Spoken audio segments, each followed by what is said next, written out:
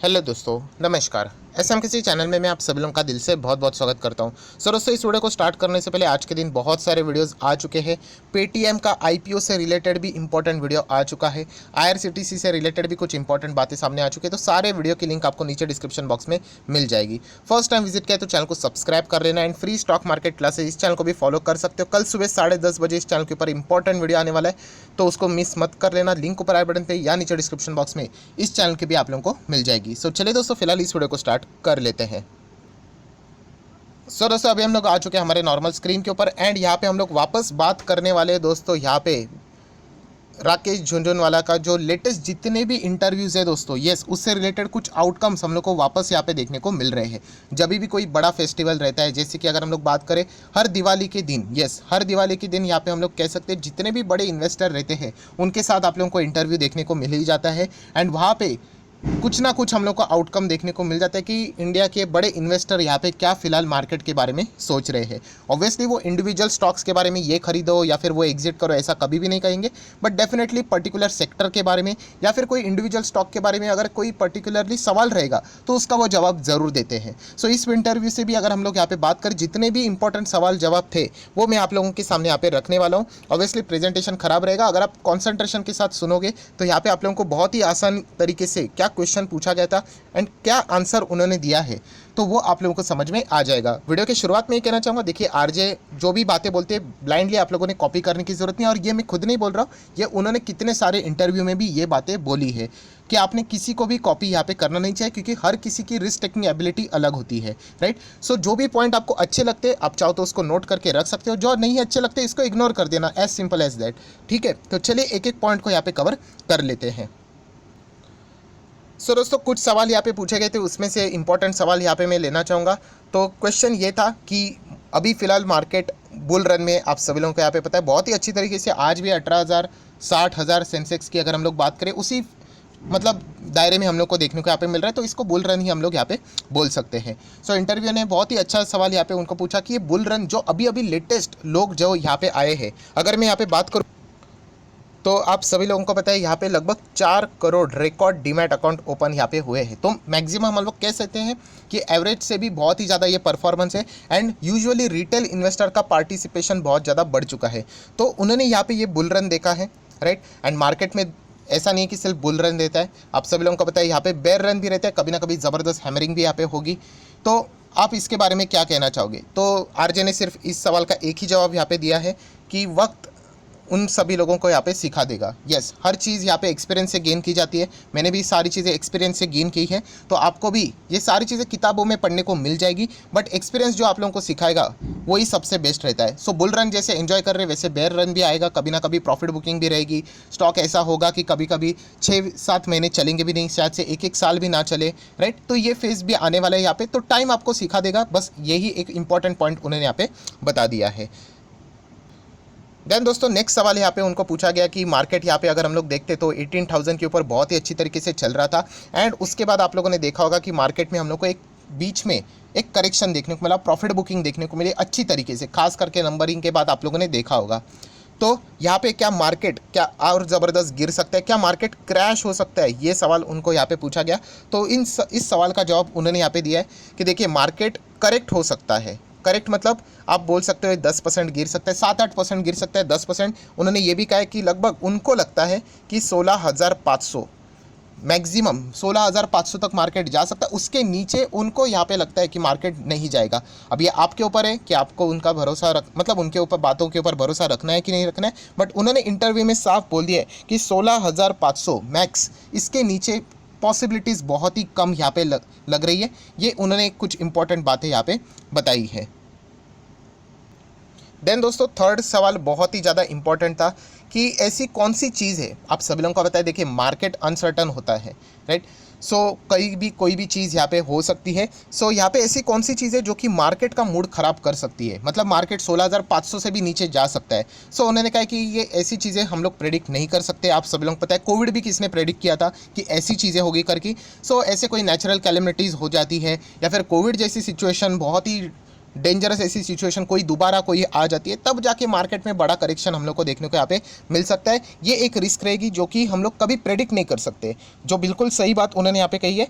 तो ये एक पॉइंट उन्होंने यहाँ पे बताया है। देन दोस्तों फोर्थ एकदम बहुत ही ज़बरदस्त पॉइंट यहाँ पे उनको पूछा गया था, सर आप बता रहे थे कि यहाँ पे 2021 से राइट एंड 2030 तक उन्होंने ये भी कह दिया था कि निफ्टी लगभग 1 लाख तक भी जा सकता है। सो इंडिया का जो टाइम है राइट वो क्या आएगा, तो उन्होंने साफ साफ कह दिया, आप लोग देख सकते हैं यहाँ पे इंटरव्यू में अवेलेबल है कि इंडिया का टाइम आया नहीं है, ये इंडिया का ही टाइम चल रहा है, अपना टाइम ऑलरेडी आ चुका है। सो ये भी पॉइंट उन्होंने यहाँ पे इंटरव्यू में बोल दिया है। उन्होंने ये रिपीट करके कहा था कि अपना टाइम आएगा नहीं, अपना टाइम ऑलरेडी आ गया है, ये भी बात उन्होंने यहाँ पे कह दी है, जो कि अगर आप चाहो तो नोट करके रख सकते हो। देन दोस्तों कुछ इंपॉर्टेंट पॉइंट्स उन्होंने मतलब इंटरव्यूअर्स ने यहाँ पे पूछे थे, जैसे कि उन्होंने नाम लिया था यहाँ पे एशियन पेंट का। यस, एशियन पेंट में यहाँ पे गिरावट देखने को मिली थी रिजल्ट के बाद। अगर हम लोग यहाँ पे बात करें, पहले मैं क्लियर कर दूँ, कोई विसल ब्लोअर वाला कोई भी सवाल पूछा नहीं गया था, सिर्फ इतना ही ऐसा बोला गया था कि एशियन पेंट की बात करें तो यहाँ पे गिरावट देखने को मिली है। एंड उसी के साथ साथ केमिकल स्टॉक्स में भी ये सारी चीज़ें देखने को मिल रही है। यूजुअली अगर आप देखते हो रिजल्ट के बाद प्रॉफिट बुकिंग देखने को मिल रही है। एशियन पेंट में खास करके उन्होंने बार बार सवाल पूछा था, तो उन्होंने एक ही बात कह दी, देखिए एशियन पेंट में गिरावट क्यों है, उनका इनकम में कोई प्रॉब्लम नहीं है, एक्सपेंडिचर अगर आप देखोगे तो वो बहुत ज़्यादा बढ़ चुका है। इनपुट कॉस्ट की अगर हम लोग बात करें, इसके चलते प्रॉफिट डाउन हो चुका है।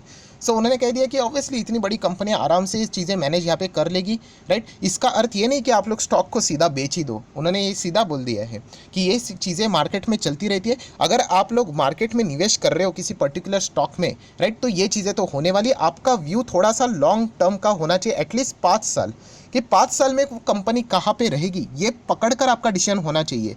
कि Q2 के नंबर यहाँ पे डाउन आ गए क्योंकि यहाँ पे महंगाई बढ़ती हुई देखने को मिल रही है, क्रूड ऑयल शूट होते हुए देखने को मिल रहा है, मार्जिन्स इंपैक्ट होते हुए देखने को मिल रहे हैं, इसके चलते एशियन पेंट ज़रूर डाउन हुआ है। बट क्या ये 5 साल तक आगे नहीं चलेगा, ये चीज़ें देखकर ही रिटेल इन्वेस्टर ने डिसीजन यहाँ पे लेना चाहिए। ऐसी बात नहीं कि स्टॉक थोड़ा सा नीचे आ गया, Q2 के नंबर्स अच्छे नहीं देखने को मिल रहे, एंड उसका रीज़न भी है इनपुट कॉस्ट की अगर हम लोग बात करें वो ज़्यादा है। तो इसका अर्थ ये नहीं कि आप सीधा बेच कर निकल जाओ। अगर आप ऐसा ही बेचोगे तो फिर बड़ा पैसा कैसे बनाओगे। तो ये भी एक इंपॉर्टेंट पॉइंट उन्होंने अपने इंटरव्यू में यहाँ पे बताया, जो कि आप चाहो तो इनका इंटरव्यू चेक कर सकते हो। देन दोस्तों जो नेक्स्ट सवाल यहाँ पे उनको पूछा गया था, ज़्यादा टाइम नहीं लगेगा, उनको पूछा गया था क्रिप्टो करेंसी के बारे में। आपको क्या लगता है क्रिप्टो के बारे में, क्या आप निवेश करोगे। उन्होंने सीधा एक ही शब्द में सीधा क्लियर कर दिया, don't waste my time. Yes, सीधा उन्होंने बोल दिया don't waste my time. Crypto के बारे में वो उन्होंने पहले भी क्लियर कर दिया था कि उनके पास कोई क्रिप्टो है नहीं, राइट, एंड मैं ज़्यादा उसमें इंटरेस्ट भी नहीं रखता हूँ क्योंकि उसकी प्रॉपरली जो ट्रू वैल्यू रहती है वो आइडेंटिफाइबल यहाँ पे नहीं है। बाकी सारी चीज़ें तो वैसे चलती रहती है। इंटरव्यू ने ये भी कह दिया था कि बहुत सारे लोग कमा रहे हैं, तो उन्होंने कहा कमाने वाले कमाते रहेंगे, बट उनके हिसाब से उनको वो चीज़ें फेयर अभी तक यहाँ पे नहीं लग रही, वो तो एटलीस्ट क्रिप्टो में फिलहाल इंटरेस्ट नहीं दिखा रहे हैं। सो ये भी एक बहुत ही स्ट्रेट फॉरवर्ड सवाल था, जिसका स्ट्रेट फॉरवर्ड जवाब भी हम लोग को देखने को मिल चुका है। देन एक और सवाल यहाँ पे पूछा गया था, जो ऑलरेडी मैं एक इंटरव्यू में कवर कर चुका हूँ, वीडियो में कवर कर चुका हूँ, आईपीओ से रिलेटेड। तो उन्होंने पहले क्लियर कर दिया था मैक्सिमम आईपीओ के वैल्यूएशन बहुत ही ज़्यादा महंगे, राइट। टेक्नोलॉजी से रिलेटेड जितने भी आईपीओ आ रहे हैं, ऑनलाइन प्लेटफॉर्म वाले आईपीओ आ रहे हैं, बहुत ही ज़्यादा वैल्यूएशन महंगा है। हालांकि उन्होंने ये भी कह दिया था कि जो न्यू एज वाले जो लोग हैं उनका जो बिजनेस आइडिया वो बहुत ही कमाल का है, ऐसी कोई बात नहीं है, बहुत ही अच्छा परफॉर्मेंस दे रहे हैं, बट बहुत ही ज़्यादा महंगे, मैक्सिमम कंपनी लॉस में है। एंड उन्होंने ये भी कहा कि ये लॉस उनको रिकवर करने के लिए बहुत समय भी लगेगा। सो फिलहाल वो आईपीओ को यहाँ पे इग्नोर करके यहाँ पे चल रहे। ये भी उन्होंने पहले भी जवाब दिया था, बट इस वक्त भी सवाल पूछा गया तो सेम सवाल का जवाब रिपीट यहाँ पे हो चुका है। देन उनको ये भी पूछा गया कि आपको क्या लगता है कि फ्यूचर में क्या इंडिया में और भी इन्वेस्टर्स यहाँ पे आएंगे। सो जैसे कि मैंने शुरुआत में भी आपको बताया कि 4 करोड़ लोग फिलहाल उन्होंने डीमैट अकाउंट यहाँ पे इस वक्त इस इरा में यहाँ पे ज़बरदस्त ओपन हुए थे।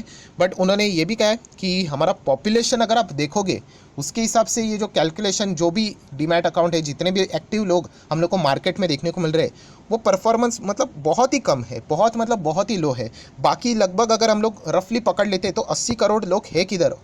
तो डेफिनेटली यहाँ पे स्कोप अभी भी बाकी है, और भी बहुत सारे लोग आना चाहिए। ये तो फिलहाल हम लोग कह सकते हैं, इसमें बहुत सारे अलग अलग रीज़न के चलते लोग मार्केट में जुड़ चुके हैं। जैसे कि कोविड के वजह से भी बहुत सारे लोग यहाँ पे मतलब ऑल्टरनेटिव इनकम सोर्स तलाशने के लिए भी उन्होंने मार्केट का सहारा यहाँ पे लिया। तो डेफिनेटली उसका फ़ायदा मार्केट को तो कुछ पर्टिकुलर कंपनीज को ज़रूर यहाँ पे हुआ है। बट स्टिल एक लार्ज अगर हम लोग यहाँ पे बात करें, 80 करोड़ भी अगर हम लोग रफली पकड़ लेते हैं नंबर, इतने लोग किधर है अभी तक तो वो देखने को नहीं मिल रहा है। सो यस, अभी भी बहुत सारी चीज़ें पेंडिंग है जो कि उन्होंने अपने इंटरव्यू में बताया है। देन दोस्तों कुछ सेक्टर वाइज सवाल उनको यहाँ पे किए गए थे, उसी का जवाब मैं आप लोगों को यहाँ पे देना चाहूँगा जो उन्होंने यहाँ पे बताया है। तो आप सभी लोगों को पता है कि उनको पूछा गया कि कौन सा सेक्टर, तो उन्होंने बताया कि वो एक्सट्रीमली बुलिश है एंड एक्सट्रीमली बुलिश है किस पे, तो पब्लिक सेक्टर। अगर हम लोग यहाँ पे बात करें PSU बैंक में, ये लास्ट वीडियो में भी मैंने आपको बताया था, उन्होंने बोला था extremely bullish on public sector bank में, उनको अच्छा लगता है पब्लिक सेक्टर बैंक उनका। अगर पब्लिक सेक्टर बैंक की अगर हम लोग बात करें तो कैनरा बैंक है उनके पास, ये आप सभी लोगों को पता है, तो शायद से उसके ऊपर उनका थोड़ा सा भरोसा ज़्यादा रहा होगा।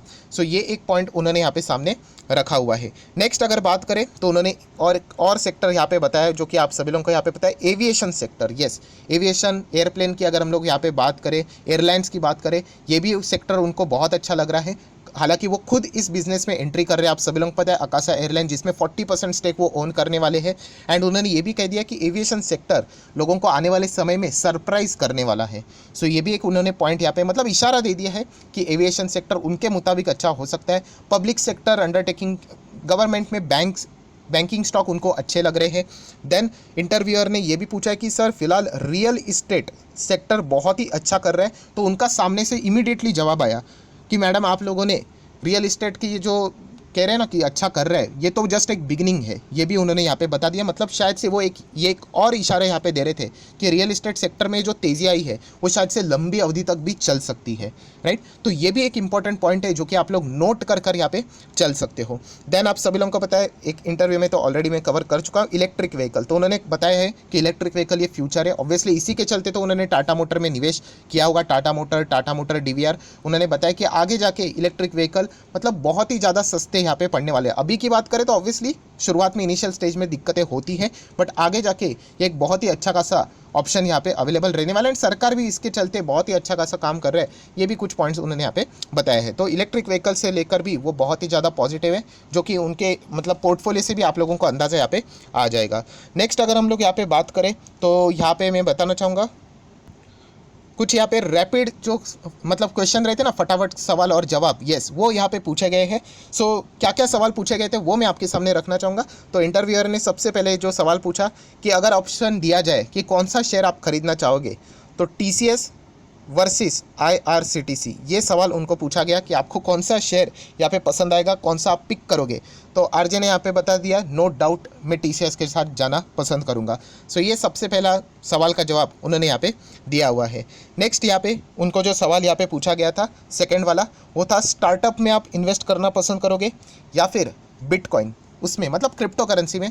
तो उन्होंने बता दिया मैं किसी में भी नहीं, क्योंकि एक वीडियो में उन्होंने बता भी दिया था इंटरव्यू में कि वो स्टार्टअप में फ़िलहाल इन्वेस्ट करना पसंद नहीं करते हैं। एंड क्रिप्टो करेंसी तो इस वीडियो में भी हम लोगों ने इसको कवर कर लिया, तो उन्होंने नन ये आंसर यहाँ पे दिया था। देन जो थर्ड सवाल था वो भी बहुत ही मतलब हम कह सकते था सिंपल था। नायका का IPO तभी चल रहा था, आप सभी लोगों को पता है कि नायका का IPO और पेटीएम, इसमें से आप किसके साथ जाना चाहोगे, तो दोनों उन्होंने कहा नन करके। ऑब्वियसली वो किसी सवाल का अगर जवाब देते हैं तो अननेसेसरली आप लोगों को पता है कि वहाँ पे बहुत ज़्यादा भीड़ भी आ सकती है, बट वैसे उन्होंने ऑलरेडी क्लियर किया था कि वो IPO में इंटरेस्टेड नहीं है, बट फिर भी ये कुछ रैपिड फायर सवाल में ये सवाल यहाँ पे पूछे जा चुके थे। देन अगर देखा गया तो बाकी के जो सवाल थे उनके पर्सनल लाइफ से रिलेटेड थे कि आप टाइम को इंपॉर्टेंस दोगे या फिर हेल्थ को इंपॉर्टेंट दोगे, राइट, या फिर पैसों को इंपॉर्टेंट दोगे। ऐसे कुछ सवाल पूछे गए थे जो कि मार्केट से रिलेटेड तो नहीं है। सो दोस्तों जितना भी इंपॉर्टेंट सवाल था वो सारे कवर कर लिए। आप मेरा पुराना वीडियो भी देख लेना, वहाँ पे भी इंटरव्यू में यही सवाल पूछे गए थे यूजुअली। देन आप सभी लोगों को पता है यहाँ पे जो ऑनलाइन परफॉर्मेंस करने वाली फिनटेक कंपनी अभी आ रही है, उसी के साथ साथ क्या बैंक्स का परफॉर्मेंस खराब होगा, तो उन्होंने ऑलरेडी बता दिया कि बैंक्स का सबसे बड़ा ऑयल क्या है, डिपॉजिट्स। तो बैंक को रिप्लेस करना इतना ईजी नहीं है। ये भी कुछ सवाल के जवाब उन्होंने यहाँ पे दिए हुए हैं। सो आप चाहो तो वो पुराना वीडियो भी देख सकते हो आरजे का, मैं कोशिश करता हूँ उसका लिंक नीचे डिस्क्रिप्शन में या फिर ऊपर आई बटन पर दे देता हूँ। मैक्सिमम सवाल मैंने उस वीडियो से भी इसमें जोड़कर आप लोगों को यहाँ पे बता दिए है। सो अगेन कह रहा हूं दोस्तों, किसी को भी 100% कॉपी करने की जरूरत नहीं है, बट जो भी इंपॉर्टेंट सीखने वाली बात है अगर आपको लगती है वो आप चाहो तो इसको क्या कर सकते हो, नोट करके यहाँ पे रख सकते हो। सो आशा करता हूं इस वीडियो से भी आप लोगों को कुछ सीखने को मिला होगा, तो आप चाहो तो इसको भी लाइक एंड शेयर कर देना। So that's it, thank you very much दोस्तों, we will be meeting our next video, तब तक के लिए बाय बाय।